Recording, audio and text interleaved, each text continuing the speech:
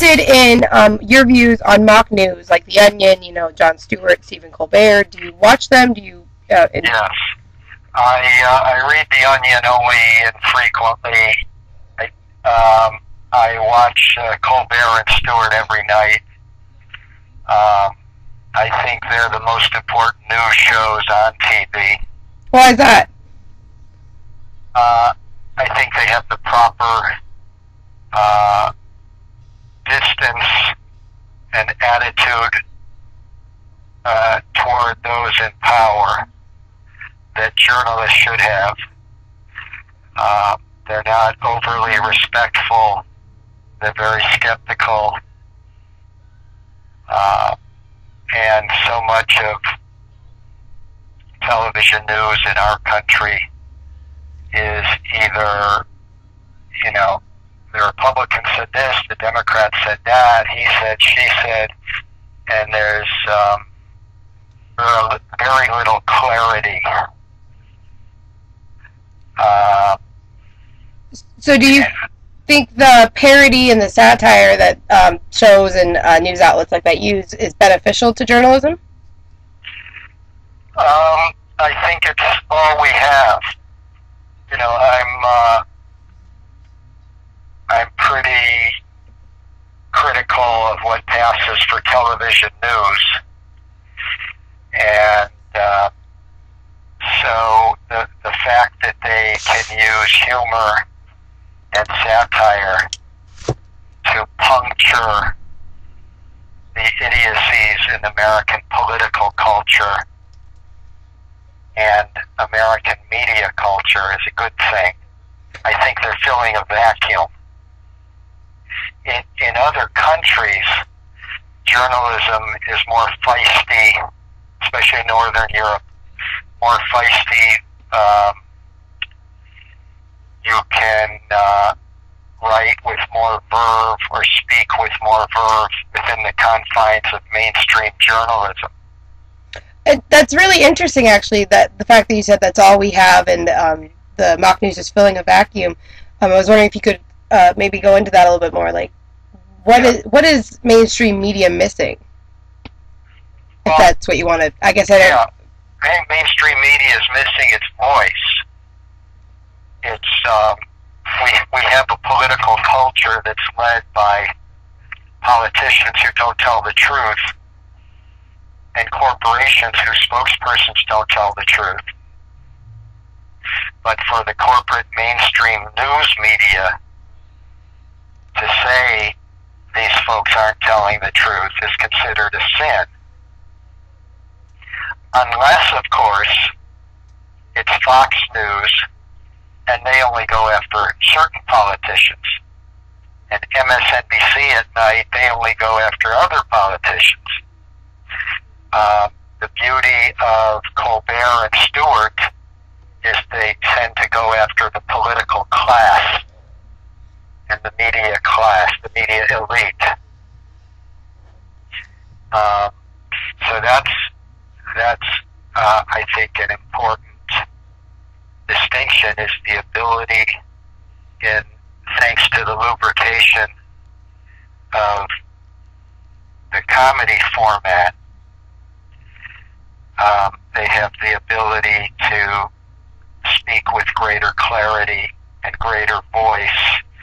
And I think people that watch 30 minutes of Stewart or Colbert are likely to learn more about what's wrong with U.S. society than from watching mainstream television news for 30 minutes. So, I guess just to piggyback off that, so basically, what I'm getting from what you're saying is that mock news exists to basically just compile all this stuff that the normal television news tells you and make it something more understandable and more clear than... Yeah, not only more understandable and more clear, they often touch issues that are untouchable in mainstream news. Colbert has talked about immigrants' rights. He's talked about the insanity of the campaign finance system. Those big news shows are making big profits because of the insanity of the campaign finance system that Colbert exposes week after week. I think both of those shows question on terror, which is generally off limits in news shows. So it's not just greater clarity, it's also a greater span of issues. And frankly, when you watch, and academics have studied this, when you watch mainstream television news, the average soundbite of a presidential candidate is like 8, 10, 12 seconds.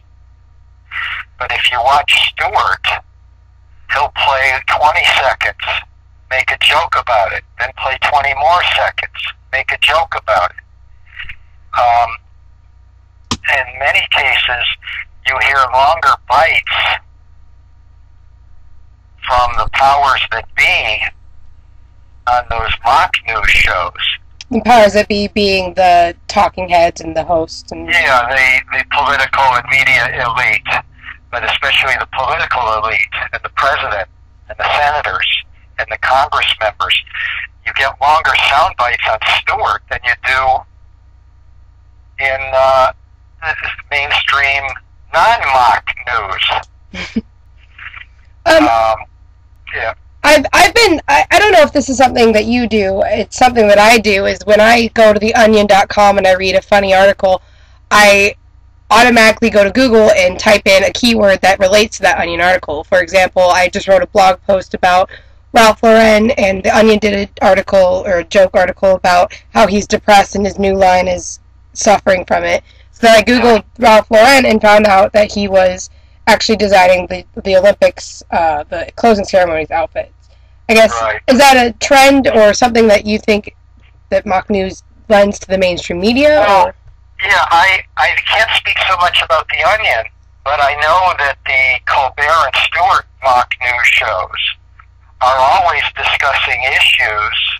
I mean, sometimes Colbert picks out some obscure ones, like weird animal stories.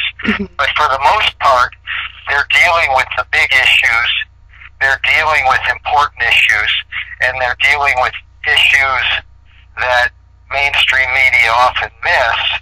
And I'm sure they're causing, especially young people, to think critically about those important issues.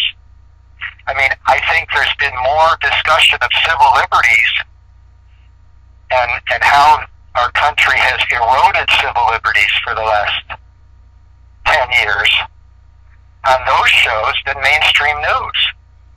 And what I like about both shows is they're nonpartisan, or you could say they're equal opportunity criticizers.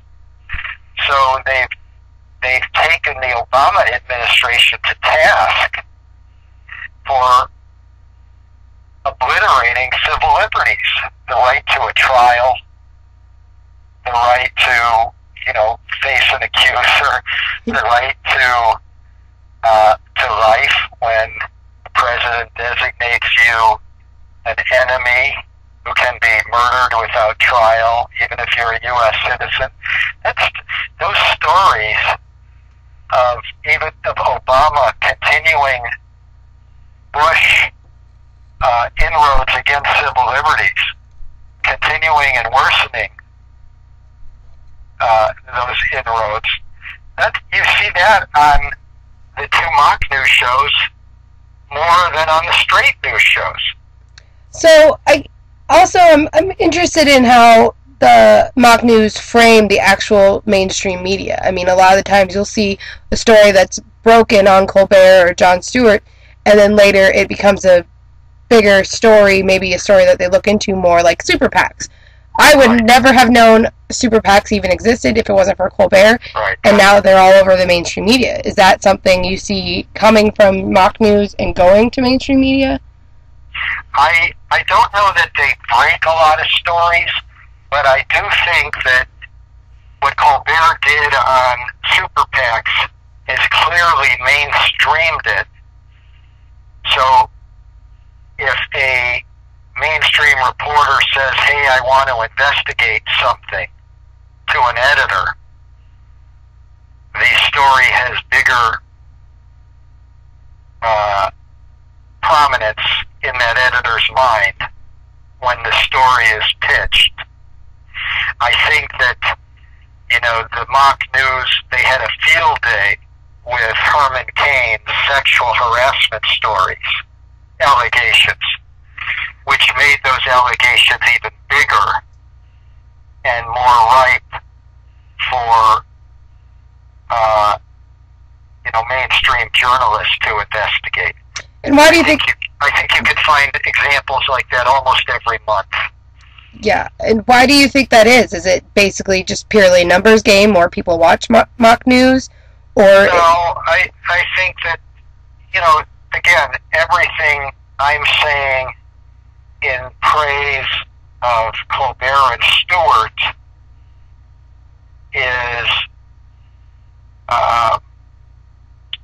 indirect criticism of mainstream journalism for its timidity, its coziness with elites.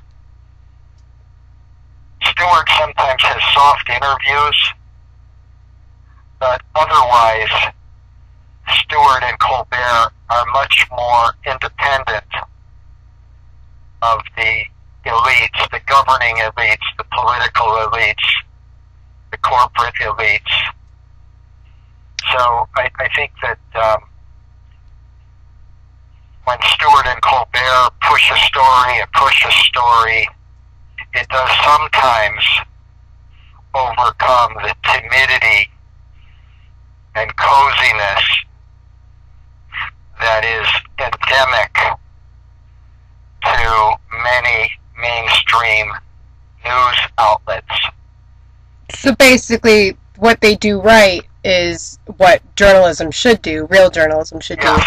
But indeed, I spoke in Canada over the weekend at a film festival, and I was making that point that it's in the vacuum of mainstream journalist timidity that Colbert and Stewart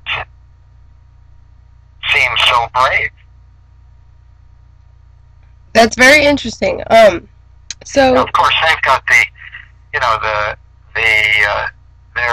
everything they say is softened because people assume, well, that's a comedy show.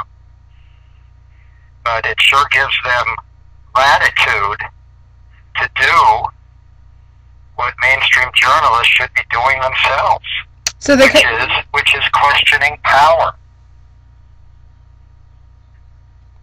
So that parody and the satire that they use is kind of like a cloak in two senses. First, it prevents people from really taking them seriously in some senses, but it also allows them to not be so timid and maybe not so conservative in their investigation. Yes, I think you're right. I think it has both. Both factors are true. And I think we know from the few times we've seen Stewart out of character, and even rarer times we've seen Colbert out of character, that they are very serious about what's wrong with this country.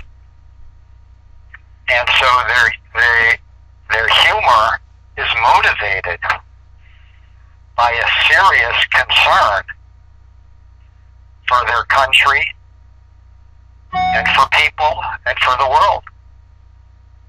I mean, Colbert has a very serious concern about the plight of immigrants in our country and the way they're scapegoated.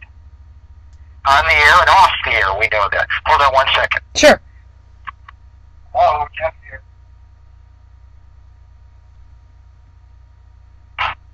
Hi. Hold on 1 second.